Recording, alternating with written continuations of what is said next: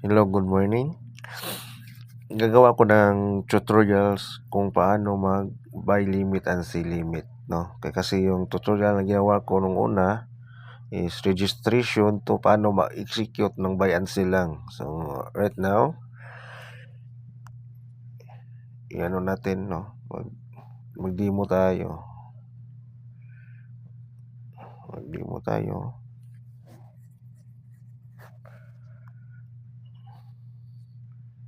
I-ano natin, no? I-execute natin buy limit and sell limit natin. Dito tayo sa... Ay, wala palang BTC to. So, ganito na lang. So, paano mag-execute ng sell limit? So, pindutin mo tong clock. Ito. Yan. Pag pindot mo yan, labas una yung sell limit. No? Sell limit. Sell limit siya pag sa itaas mo ilagay.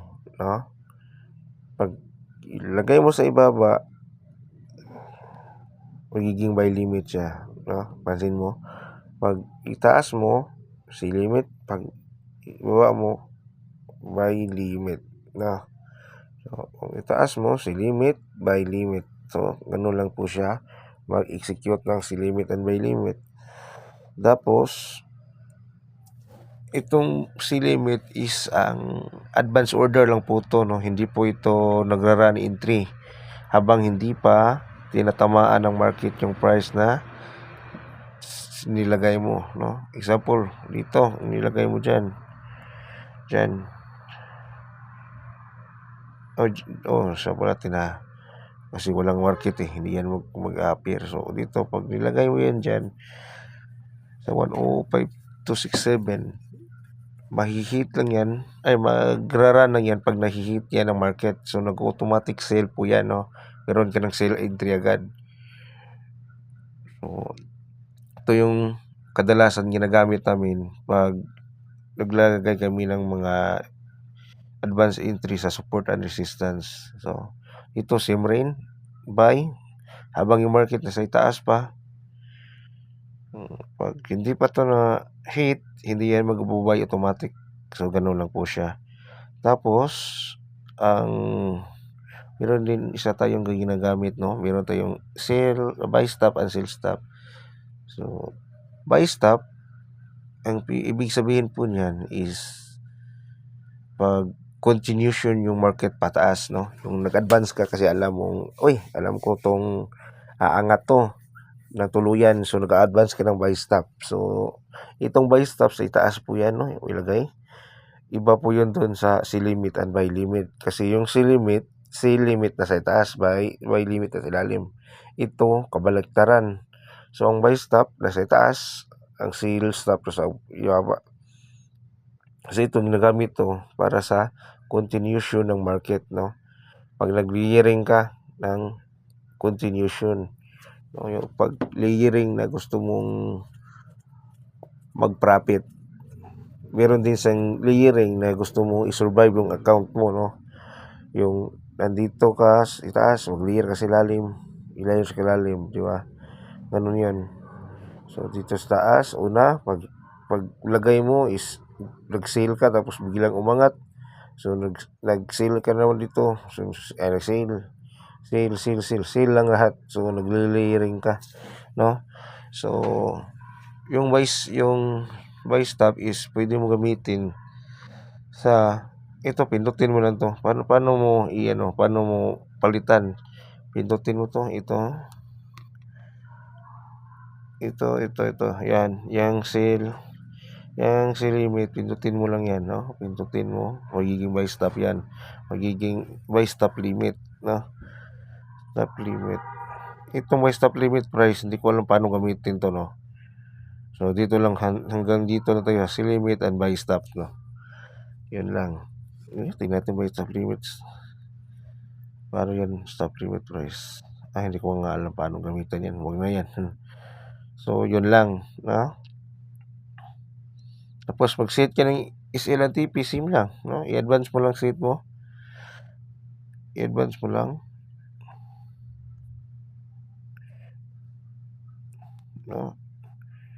Pwede mo i-advance yung yung SLTP mo. So, andito, ano ba ito? Hindi na naman madraga yan. Andito, so, itong SL and TP. So, pwede mo yan iset. So, ito, SL, iset ako ng TP. Iset po, pwede mo iset agad. Di ba? So, si limit yan sa taas, no?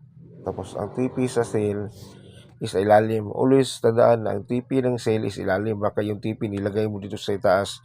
Hindi yan magpo-proceed. Hindi nagbo-blow itong gilid na to. Yung blue. Kasi mali yung pagkalagay mo. So, sa ilalim yan, magbo-blow yan. Yan, tingnan mo. Nagbo-blow. So, ganyan lang po siya, no? Pwede mo siyang yan, makita mo agad yung interface, pwede pa interface, pwede mo ilagay. Kaso market close yan, di ba? So, di pwede pa. So, ganun na siya dali, no? Kami sa GC, nagbibigay kami ng signal ng buy limit and sell limit. Kasi pag manual signal, minsan yung iba, naiiwan, no? Di makabasa agad sa, GC, so naiiwan, sayang. So, dapat, ang binibigay ko lang is sell limit and buy limit para sabay tayong lahat, no? Sabay tayo lahat mang entry at isang direction lang tayo. So, ano pa bang next kong ituturo? Ang layering pala, no? Layering. So, yung sinabi ko kanina. So, meron tayong strategy na tinatawag na martingale. Ito yung nagbabago yung lot size, no? Ikan mula sa first entry mo hanggang dumami yung entry mo. So, yan yung tinatawag na layering. So, example, nag-advance layering ka, nagsilimit ka, no? So, lagay ka sale dito. Yan, sakay ka sale dyan. Yung lot size, palitan mo lang, no? So, pag nag-layering ka, first entry mo is, low lot size, no? Pwede ka mag 0.1 muna. Una mong entry is 0.1, no? Dito nag 0.1 ka. Sa itaas, kasi sale kasi yan. Kasi ang purpose mo niyan is pag biglang umangat yung market, no? Umangat yung market, kukuha mo yung kuha mo yung itaas, no? Nakasil ka rin doon. Para pag biglang bumagsak, profit lahat yung entry mo. So, ganyan. Dito, 0.1. Unang entry mo, first layer. Pag second layer, sa itaas, i-times 2 mo lang, no? Pwede ka mag 0.2. Then, third layer is 0.4. So, ganun lang po siyang layering, no? Layering. So, pwede mo siya mag-advance ka. Pwede ka mag-advance sa mag-limit ka lang para in case yung market pupunta sa area mo, sa PY mo, hindi isang entry lang nandiyan sa iyo, no? Kasi minsan yung market hindi iabutin yung entry mo. So dapat meron kang entry sa ilalim. 3 entry yan, no? Mag-layer ka ng 3 entry para in case aangat siya, meron kahit isang entry sa 3 layer mo yung mapitik, no? Yung makuha, yung mahit niya. Para hindi sayang yung si limit mo. Kasi palagi yan nangyayari sa amin, naiwan yung entry, no? Hindi natapik. Tapos biglang bumaba, no? Haba ng pagbaba. So, ganun po siya. So, ang buy stop, same pa rin. So, sabi ko kanina, yung buy stop, pwede ka mag-layer. Layer ka. Kung sa tingin mo na ito babasagin na ng market yung resistance, so mag-advance ka na ng buy, no? Advance ng buy, same lang. Pwede ka magsimula ng 0.1 or i-times mo agad sa second layer, no? Dito 0.1, next layer is 0.2, next layer is 0.4. So pag umangat ng tuluyan, profit lahat yung entry mo. Then pwede mo i-cross all, no? Ganun lang kasimple. Tapos, ano pa ba? Wala na, no? Okay na. Kasi, yun lang importante. Sige. Okay na yun.